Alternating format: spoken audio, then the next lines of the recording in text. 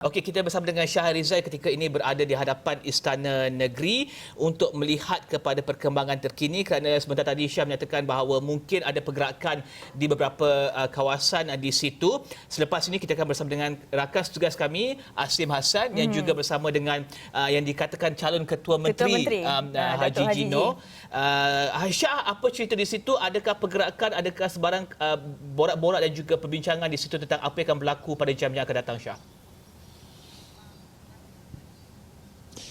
Baik Rizal dan Marlina, baik ketika ini kami rakan-rakan media masih lagi menantikan ketibaan mereka yang bakal menjadi Ketua Menteri Sabah, dan setakat yang pemantauan kami setakat ini di pintu utama ini hanya terdapat dua kenderaan awam tetapi tidak membawa individu yang ramai. Jadi kami merujuk perkara tersebut sebagai mungkin pekerja ataupun petugas di Istana Negeri ini. Tapi ada yang terbaru yang baru saja kami terima adalah berkenaan Peguam Negeri Sabah dikabarkan sedang dalam perjalanan untuk menuju ke Istana Negeri ini, dan mungkin ini salah satu daripada sesi untuk acara ataupun istiadat untuk mengangkat sumpah Ketua Menteri itu bakal diadakan sedikit masa lagi. Jadi itu mungkin gambaran sedikit yang boleh kita kongsikan Rizal dan Melina buat masa ini. Tetapi saya dipahamkan juga ada daripada Parti Perikatan Nasional juga telah bersedia untuk bila-bila masa untuk bergerak ke Istana Negeri ini, dan kita juga akan saksikan nanti bagaimana, dan mungkin itu boleh dikongsikan oleh rakan tugas Asim Hassan yang mungkin ketika ini berada bersama dengan Parti Perikatan Nasional, dan itu yang kita nantikan juga di sini. Dan pastinya kita tertanya-tanya juga mungkin adakah akan ada lagi drama politik ataupun senario politik yang mungkin akan sama yang berlaku pada 2018. Kita tidak pasti lagi. Rizal dan Marlina. Shah, kalau boleh dijelaskan, kerana kita berada di Semenanjung, mungkin undang-undang tubuh negeri itu berbeza dengan di Sabah. Kalau Shah ada pengetahuan ataupun tentang proses daripada menamakan calon Ketua Menteri, kemudian Peguam Negeri menghadap tuan yang terutama, dan apakah proses-proses yang kita akan lihat kalau betul Ketua Menteri itu akan dilantik dalam masa terdekat ini?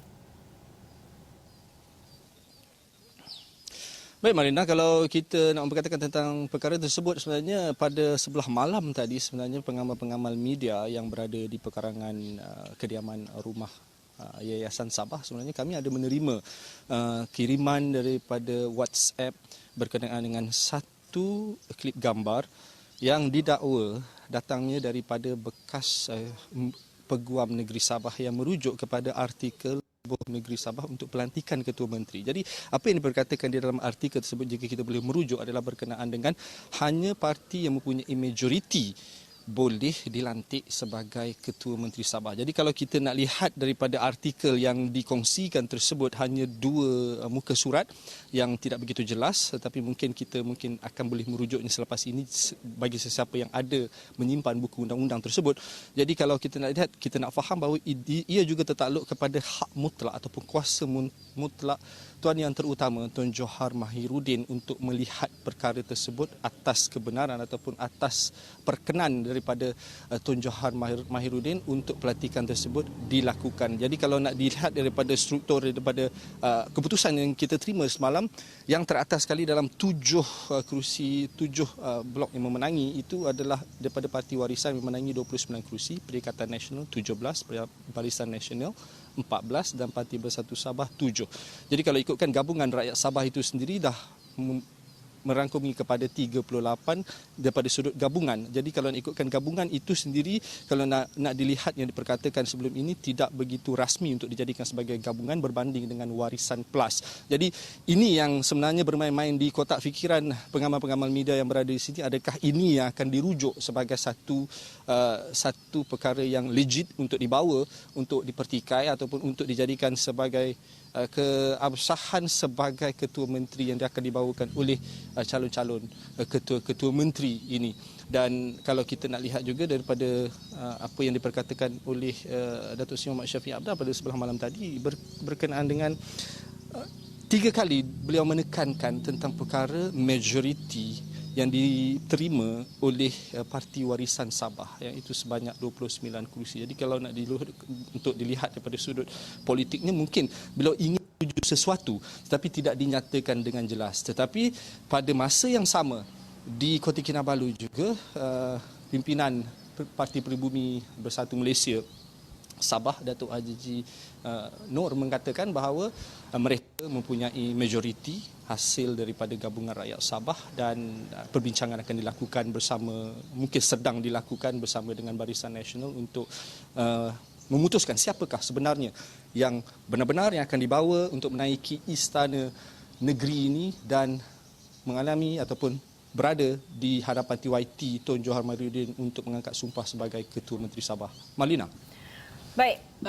Mungkin Syah, mungkin saya boleh tanyakan soalan Syah ya. Ini adalah pagi selepas pilihan raya tersebut dan ramai yang menanti-nantikan satu mesej rekonsiliasi dan juga mesej bergerak ke hadapan, mesej memenuhi mandat yang diberikan rakyat. Teka-teki ini sejauh mana ia akan mungkin berlegar lagi. Syah yang membuat pelbagai laporan dan juga pelbagai tinjauan sepanjang PRN Sabah ini, tentunya Syah ada juga bincang dan juga borak dengan mereka-mereka yang Syah tinjau, dan juga adakah mereka ingin satu perkara diselesaikan dengan cepat dan juga boleh move on dengan izinnya dan juga move forward dengan izinnya. Betul. Baik Rizal, kalau kita nak memperkatakan tentang soal itu, kalau Sabah ini sebenarnya sangat popular seperti semua satu Malaysia. Kalau sebelum ini hanya mungkin diperkatakan masyarakat di negara ini di sesetengah negeri khususnya di Kuala Lumpur.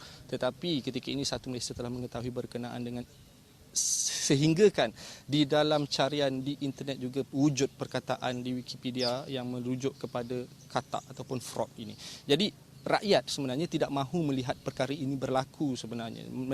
Mereka sudah muak, dan disebabkan itu juga kalau kita boleh kongsikan sebenarnya semalam saya sempat menubur salah seorang pengundi muda di SK St. David Toboh di Tambunan. Beliau mengatakan bahawa kerana mahukan pembaharuan, mahukan satu perubahan, kerana ada janji-janji yang diberikan oleh calon-calon ataupun gabungan-gabungan ini yang menjanjikan bahawa tidak akan berlakunya perkara lompat parti dan sebagainya. Kerana itu yang difikirkan oleh pengamal media ketika ini, kerana kemungkinan itu sangat besar kerana terlalu banyak sejarah yang berlaku di dalam senario politik negeri Sabah ini. Apabila adanya penubuhan kerajaan, pasti akan ada pihak-pihak yang akan dengan izin juga melompat untuk menubuhkan kerajaan dan kemudiannya tidak menggelarkan diri sebagai parti yang melompat.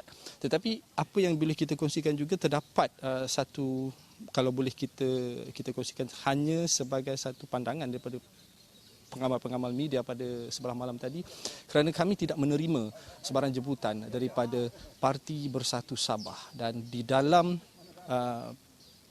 sidang media yang dilakukan di dua tempat di Kota Kinabalu, tidak terdapat ataupun daripada Parti Bersatu Sabah itu kelibat mereka berada di dalam sidang media yang diadakan. Jadi ini yang menjadi satu tanda tanya. Adakah mereka ini, kalau dengan izin kita memperkatakan, sebagai satu kingmaker kepada senario politik di negeri Sabah ini? Tetapi pada sebelah pagi tadi terdapat juga perbincangan daripada pengamal media mengatakan ada lagi satu parti yang juga berada di dalam gabungan rakyat Sabah yang mungkin sebenarnya akan bertindak sebagai kingmaker untuk menubuhkan kerajaan, mungkin kerana di atas dasar parti tempatan. Rizal.